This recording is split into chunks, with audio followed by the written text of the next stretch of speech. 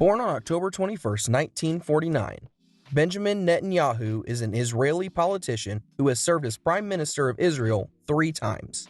Once from 1996 to 1999, again from 2009 to 2021, and most recently from December 2022.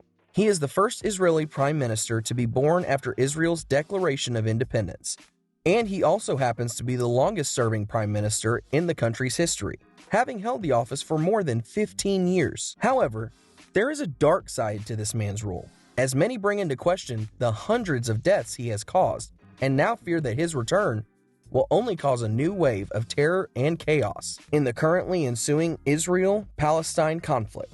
Welcome to Around the World, and today we'll be diving into Benjamin Netanyahu, his atrocities, and how his return may spell doom for the territory he has been placed to govern.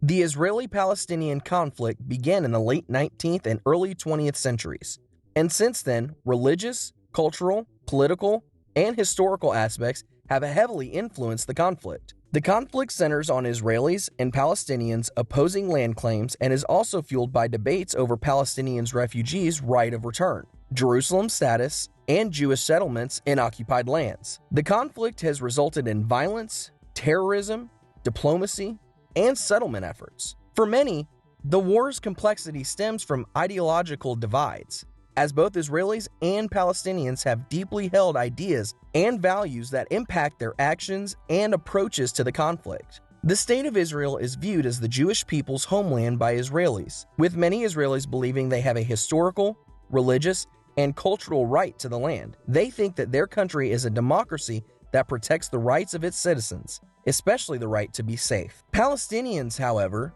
perceive themselves as an oppressed people who have been denied their rights by Israel. Many Palestinians think they have a title to the land based on historical, religious, and cultural ties to the region, and thus consider Israeli settlements as an illegal land grab. They want self-determination and an independent state. Both sides in the conflict have used their ideologies to justify their actions and to mobilize support for their cause. These ideologies have also influenced the way each side understands and responds to the other side's actions and demands. As such, having leaders who not only share the ideology of the people, but also actively push for its adaptation and supremacy is paramount for the citizens of both sides. It is for this reason that Netanyahu's re-election as prime minister is a cause of concern for the area. Not only is he dogged by allegations, but the people he has chosen to assist him in leading the country are also of dubious origin and ideologies. See, the video shows a mob of far-right supporters attacking a poster of a Palestinian infant killed in a firebombing in the West Bank village of Duma, an attack carried out by an extremist settler. Guests at this event came from all over the Israeli political spectrum, and one prominent conservative figure was a lawyer named Itamar Ben-Gvir. The affair, dubbed the Wedding of Hatred by the media, was condemned by politicians giving from all sides in Israel. A rising settler politician at the time, named Bezalel Smotrich, said the demonic dance with the picture of the murdered baby represents a dangerous ideology and the loss of humanity. And it even garnered a remark from then Prime Minister Benjamin Netanyahu, as he said, "The shocking images broadcast tonight show the true face of a group that constitutes a threat to Israeli society and Israeli security," before going on to state how people who break the law and don't consider themselves to be subject to state law are not welcome here. However, just a few years later, and it seems Netanyahu's words were just for show, as Ben-Gvir and Smotrich, who ran together as allies in the latest Israeli election, were sworn in as ministers in the country's new government. With Ben-Gvir serving as Minister of National Security, many have questioned if the country is on the right side, as a man with such a violent history, who was a disciple of the infamous extremist Meir Kahane and is prone to brandishing a pistol at nearby Arabs, has been given control over the country's military force. However, many also fear Smotrich, as he is not famous for his stands abroad, but well known in the country for his opinions and ideologies.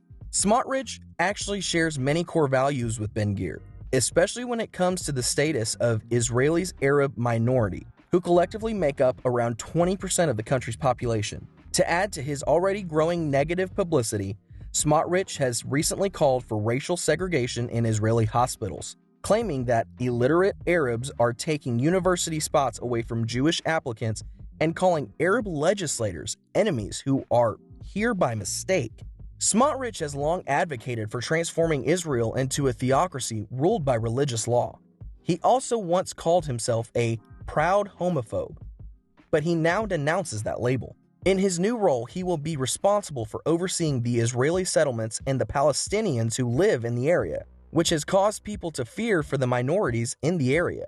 The rise of Smotrich and Ben-Gvir shows that extremism has become the norm in Israeli politics, which is a big and scary change. The two men who were previously on the fringes of Israeli politics now control 14 of the 120 seats in coalition. And to add salt to an already festering wound, there is also a member of the security cabinet who is against military service for his own ultra-Orthodox community, a housing minister who owns a home with illegal partitions, and a finance minister who has been convicted of financial crime.